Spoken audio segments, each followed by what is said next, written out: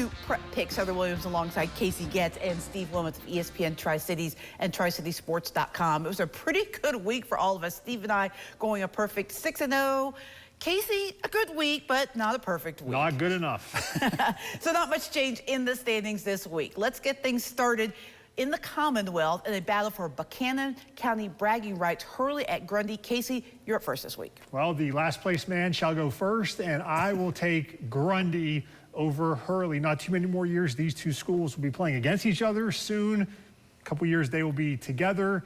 But for now, I'm going to take Grundy to get the win, and maybe the second to last time these two will play. Yeah, enjoy this great rivalry while you can. Grundy last week, 5 different members of the Golden Wave find the end zone, and that went over Twin Valley. This week they go against a Hurley team that's looking to make its way back into playoff standings. Grundy's in there solidly right now, but cannot afford a loss to just a one-loss team. The Hurley defense allows about 40 points a game. Grundy is putting up some points.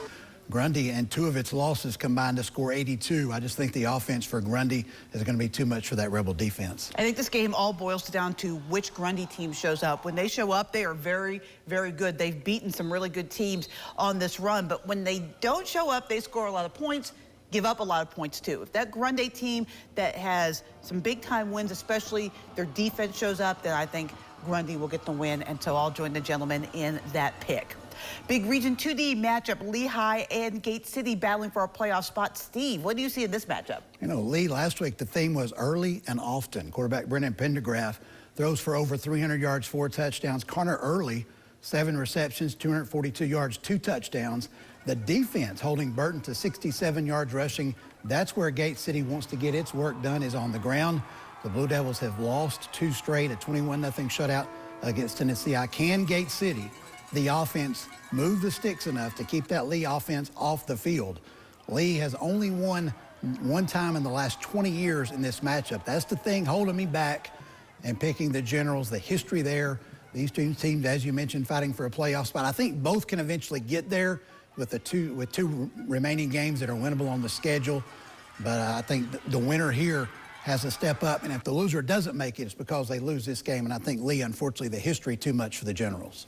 I think Gate City, with the most recent power poll rankings that were out of the Gate City, they have a chance to get into that top 4 if they keep winning. Forget a home playoff game. Lehigh, they're just trying to get into the top 8 to make it even into the playoffs. You mentioned, though, if they do beat Gate City, that would really be a boost for them. If Gate City loses this one, I think there's no shot they get a home playoff game. But I think after their bye week, Gate City, kind of same thing happened last year. They play Union, Tennessee High back-to-back. They get a bye week and kind of regroup, make a push for the end. I think that's what happens again. I think Gate City gets this win. It just feels like Lehigh is on the edge of being one of the top teams in Region 2D. They're just not there yet, but they're such a better team than they were 2 or 3 years ago. They are definitely headed in that direction. I think it's going to be a close game, but I'm going to join everybody and take Gate City as well. Our Friday night rivals game, Eastside looking to rebound after a loss to Rye Cove, hosting Twin Springs. Casey, you'll be on the call for this one. Who do you like? I'm going to take Eastside in this one. Meeting with both coaches earlier in the week, and Twin Springs coach Keith Warner telling me that in their first 6 games, they had 4 different starting quarterbacks in 6 games. He said he has coached for 15 years. He played. He's never seen anything like that before. He's not making excuses. You know, it is what it is. They started the year with 28 players. They're now down into the high teens. A lot of season-ending injuries. Just a tough battle for this Twin Springs team right now. Their quarterback last week missed the game. He will be back this week, so that is some good news. One of their quarterbacks they've had. But Eastside, that ground game, Keldon Hamilton, think too much. The freshman quarterback, Pinnell, can get you done with his arm. You know, they're improving the passing game at Eastside. You may see that a little more this week. I think Eastside wins this one big. Just Twin Springs is a little banged up right now. Yeah, and 5 turnovers doesn't help last week in the loss to Castlewood for sure. But Eastside, you look at the game against Rye Cove last week. Not happy with the outcome of the Spartans. That was didn't look like it was going to be a 40-8 game until the 4th quarter, and the game kind of got away from them. So they're not real happy about that. You mentioned Twin Springs, the injuries. Common opponent here, there's a 74-point differential, and the common opponent being J.I. Burton. That leads me to pick the Spartans. I just wouldn't want to be the Spartans after they played like the way they played last week. I would not want to be whoever is next on their schedule. They were right in that game until the end, and then they let it get away. I know that Coach Mike Rhodes had a tough practice for those boys out there in Wise County. I think they're going to come out refocused and ready to go on making a clean sweep for Eastside. Let's head across the state line now to Tennessee. West Ridge looking to get some positive momentum and to end the season playing a West Greene team, Steve, whose season at this point could probably be best described as a roller coaster. No question about it. And this game wasn't even on the original schedule. This one was added after both teams had to cancel games, reschedule games. So good that these two teams can play on Friday night. Last Friday, Jefferson County ended the Wolves' playoff hopes. Jefferson County advances. West Ridge did everything it could to pull out that win, including moving their all-state tackle from last year back from tight end to left tackle and Trent Tatum. That proved to be a good move as West Ridge 364 yards against Jefferson County. West Ridge ran 57 plays last week. Quarterback Trey Frazier involved in 51, accounting for 319 of the 364 yards. They will do that again this week against the West Greene Buffaloes. Really, if you're West Ridge, you got 3 games left. Let's go out there and have some fun. It's high school football. Most of the guys only got 3 games left. Go out, have some fun, do some more unorthodox things. This game kind of reminds me of the North Greene-Sullivan South game during COVID of 2020 that got rescheduled in there. Andrew Murray, the coach for North Greene at that time, now on the West Ridge staff. And so it's kind of an interesting tie there, but I see West Ridge winning this one. Last year, I think we had some weather issues. I asked Coach Hilton at West Ridge, I'm like, hey, could you reschedule a game for your bye week, which was on fall break? He said, absolutely not. He's like, I'll get in big trouble if I schedule a game on fall break. This year, their bye week did not come on fall break, so I think that's why they were willing to add a game. And it's just, as Steve mentioned, great that they're going to play 10 games. No chance in the playoffs, but they got Tennessee High coming up, and then I think Mo East. And for West Greene, they took a big lump against Hampton last week. Can they regroup? Probably not win this game, but figure some things out to make a postseason run of their own. At the 2A level, I think West Ridge that wins this one. West Greene is still one of those teams another one that I'm trying to figure out who they are, right? Because they're still very much in play for the playoffs, but then they go and they lose to Hampton, the team that has been reeling, and they really got hammered by them.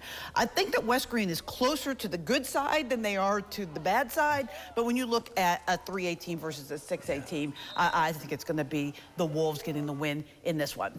Big game with playoff implications in Class 6A, William Blount and Dobbins-Bennett. Casey, we will start with you. All right, so it's pretty simple. Dobbins-Bennett wins this game and sets up a winner-take-all region championship in a couple of weeks between Science Hill and Dobbins-Bennett at ETSU. Also, both Science Hill and DB would get a guaranteed home playoff game as well. So there is a lot on the line for the Indians, who coming off their bye week. Science Hill took care of William Blount pretty easily. I expect Dobbins-Bennett to do the same off a bye week and then set up that big matchup for the region championship in 2 weeks.